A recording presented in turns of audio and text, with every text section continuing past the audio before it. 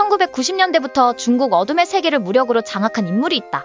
그의 이름은 리정광이며 과거부터 중국 주먹세계에서 전설로 평가받고 있다.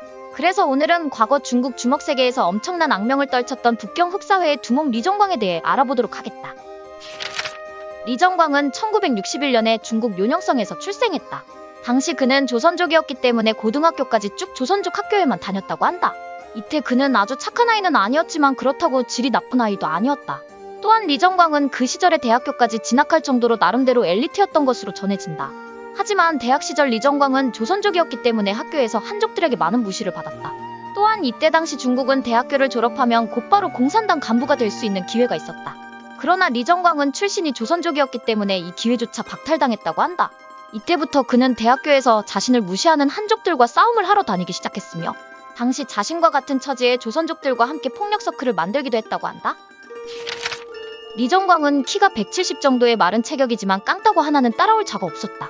당시 그는 친구들과 자주 싸움을 하러 다녔기 때문에 주머니에 항상 칼을 차고 있었다고 한다. 또한 리정광은 싸움이 시작되면 그 누구보다도 악랄했으며 맨몸 싸움을 했을 때 질 것 같으면 주변의 흉기를 이용해 상대를 굴복시켰다고 한다. 이로 인해 학교에는 리정광이 손을 쓰면 반드시 사람이 죽는다라는 이야기가 돌 정도였다.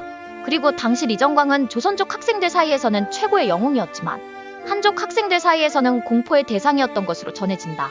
이후 그는 학교 내에서 큰 폭력 사건에 휘말려 퇴학을 당하게 된다. 이때부터 리정광은 본격적으로 폭력의 길로 빠진 것으로 전해진다. 리정광은 대학교에서 퇴학을 당한 후 길거리를 전전하며 백수 생활을 시작했다. 이후 그는 중국의 악명 높은 폭력 조직인 흑사회에 들어가며 건달이 되었다. 이때 리정광은 영화 범죄도시의 장첸 역할로도 유명한 왕건이라는 인물을 알게 되었다고 한다. 또한 당시 그는 흑사회 내에서도 악명 높은 킬러 조직에 들어가 생활을 시작했다.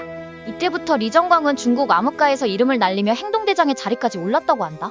하지만 이후 경찰의 갑작스러운 단속으로 인해 조직이 거의 와해되었고 이때 그가 모시던 두목은 경찰에 끌려가 사형을 당한 것으로 전해진다. 이후 리정광은 기존에 남아있던 세력을 규합하여 새로운 조직을 결성했다. 당시 그는 조직원들의 큰 신망을 받고 있었기 때문에 손쉽게 조직 재건에 성공했다고 한다. 이때부터 리정광은 수많은 범죄들을 저지르며 엄청난 악명을 떨친 것으로 전해진다. 리정광은 킬러 조직을 만들어 점점 악명을 떨치기 시작했다. 당시 건달들 사이에서 그는 존경과 두려움의 대상이었으며 평범한 시민들 사이에서도 그를 모르는 사람이 없을 정도였다고 한다. 이후 리정광의 명성을 들은 한 인물이 그를 찾아가 동업을 제안했다. 이때 그 인물이 바로 중국 흑사회의 창시자라고 거론되는 처스라는 조선족이었다. 당시 처스는 중국에서 철거업을 운영하며 큰 돈을 만지고 있었다. 그래서 당시 주먹세계에서 악명 높던 리정광을 자신의 사람으로 만들고 싶었던 것이다. 이후 이 두 사람은 힘을 합쳐 중국 주먹세계를 장악해 나가기 시작했다.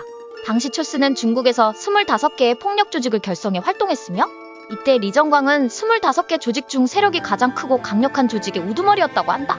하지만 이후 처스는 중국 공안에 의해 체포되었고 1995년에 사형당하며 그의 모든 조직이 풍비박산났다. 이때 리정광은 중국 공안을 피해 도망치긴 했지만 그의 조직도 거의 와해 직전 상황이었다고 한다. 리정광은 하얼빈에서 도망친 후 북경에 자리를 잡았다. 이후 그는 공안에 잡히지 않고 살아남은 조직원들의 세력을 규합해 조직을 재건했다. 이때 당시 리정광은 북경에서 대형 나이트클럽을 운영할 정도로 재기에 성공했다고 한다. 하지만 이후 그는 다른 조직과 세력 다툼 도중 실수로 일반인을 살해했다. 당시 중국은 조폭끼리는 죽이던 말든 신경도 안 썼지만 일반인이 개입하면 이야기는 달라졌다. 이후 이 사건이 세상에 알려지자 중국 공안은 리정광과 그의 조직을 박살내기 시작했다.